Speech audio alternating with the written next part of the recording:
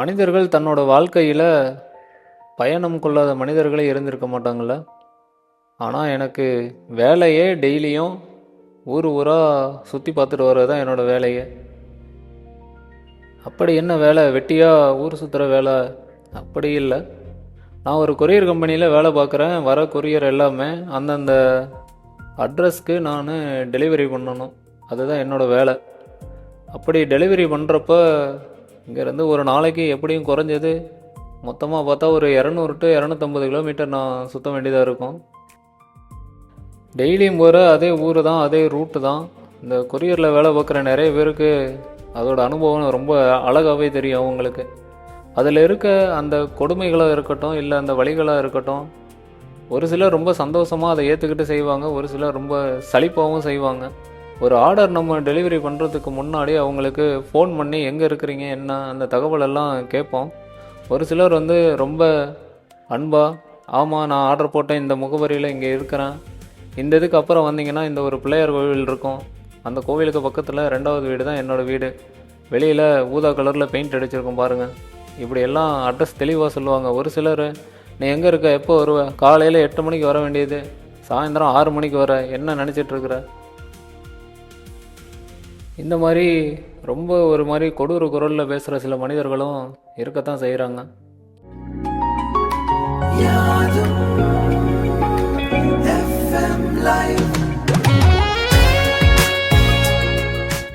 முரளி நம்ம கூட பகிர்ந்துக்கிட்டாரு.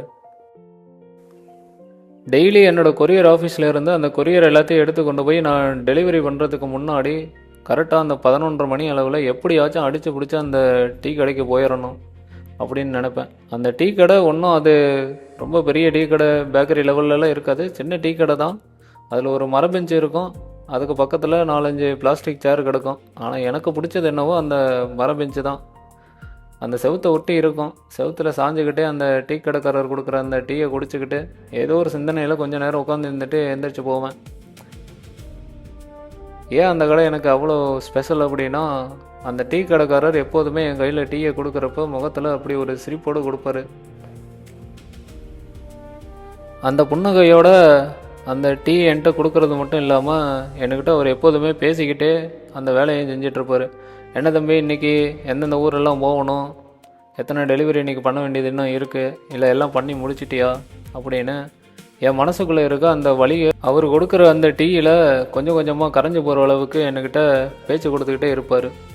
எல்லா மனிதருக்கும் இந்த மாதிரி அவங்கவுங்க வேலை பழுவாக இருக்கட்டும், இல்லை மனசுக்குள்ளே இருக்க அந்த வழிகளாக இருக்கட்டும், அது குறையிற அளவுக்கு தான் கூட பேசுகிறதுக்கு சில மனிதர்கள் இல்லை அப்படிங்கிறது தான் இங்கே நிதர்சனமான உண்மை தோழர்களே. முரளி மிக அழகாக தன்னோட அனுபவத்தை எஃப்எம் லைவ் சேனலில் யாதும் நிகழ்ச்சியில் நம்ம கூட பகிர்ந்துக்கிட்டார். அப்படி தான் அன்றைக்கி அந்த கடையில் போய் நான் டீ குடிச்சிட்ருக்கிறப்போ எப்போதும் இருக்கிற அந்த சுறுசுறுப்பாக இருக்கட்டும், இல்லை அந்த ஒரு எனர்ஜி லெவல் என்னோட மூஞ்சியில் இல்லை. அதை கரெக்டாக அந்த டீ கடைக்காரர் கண்டுபிடிச்சிட்டாரு. டீயை கையில் கொடுத்தோன்னுமே எப்போதுமே போய் பரபரப்பாக அவரோட வேலையை செய்வார். அன்றைக்கி அவர் எந்த வேலையும் செய்யலை. என் பக்கத்தில் அதே பெஞ்சில் அவரும் உக்காந்துக்கிட்டார். அவர் என்கிட்ட கொஞ்சம் கொஞ்சமாக கேட்க ஆரம்பித்தார். என்னாச்சு தம்பி, எப்போவும் ஒரு மாதிரி நல்லா ஆக்டிவாக இருப்பீங்க, இன்றைக்கி ஒரு மாதிரி டல்லாக இருக்கே, என்ன ஆச்சுன்னு கேட்டார். இன்றைக்கி டெலிவரி பண்ண போன இடத்துல அந்த வீட்டுக்காரருக்கும் எனக்கும் கொஞ்சம் தகராறாகி போச்சு. அவர் பேசின சில வார்த்தைகள் என்னன்னு தெரியல, என் மனசை உறுத்திக்கிட்டே இருக்குதுன்னு அவர்கிட்ட சொன்னேன். அவர் ஒரு நிமிஷம் யோசிச்சுட்டு அழகாக ஒரு அறிவுரை எனக்கு சொன்னார். என்னன்னா, இந்த பால் இருக்குல்ல, இதை எப்போ நம்ம ரொம்ப அதிகமாக சூடுபடுத்துகிறோமோ அப்போ தான் உண்மையான டேஸ்ட்டு நமக்கு கிடைக்கும். அதே மாதிரி வெறும் பால் மட்டும் ஆகாது, அதுக்கு கூட கொஞ்சம் சர்க்கரையும் போட்டால் தான் அதோட இனிப்பு தன்மை உள்ளே கரைஞ்சதுனால தான் நமக்கு இந்த டீ ரொம்ப டேஸ்ட்டாக நமக்கு கிடைக்கிது. அது மாதிரி தான் நமக்கும் நம்மளோட வாழ்க்கையில் அப்போக்கப்போ யாராச்சும் ஒருத்தர் ஒரு அட்வைஸ் பண்ணுறதா இருக்கட்டும், திட்டுறதா இருக்கட்டும், இல்லை சண்டை பிடிக்கிறதா இருக்கட்டும், அவமானப்படுத்துகிறதா இருக்கட்டும், ஏதோ ஒரு சூடு ஏதோ ஒரு சூழ்நிலையில் நமக்கு போட போட தான் நம்ம சரியான பாதையில் இன்னும் வேகமாக நம்ம ஓடுவோம். அது கூடவே சேர்ந்து அந்த சர்க்கரை எப்படி அந்த டீக்கு இன்னும் அதிகப்படியான சுவையை தருதோ, அதே போல் அக்கறையான சில மனிதர்களின் வார்த்தைகளும் நம் வாழ்க்கையில் ஒன்று சேரும் பொழுது நாம் அடையக்கூடிய அந்த இலக்கானது ரொம்ப வேகமாக நம்மளால் அடைய முடியும் தோழர்களே. கேளுங்கள், சிந்தியுங்கள், வாழ்க்கையை உணருங்கள். இது எஃப்எம் லைவ்ஸ் சேனலின் யாதும்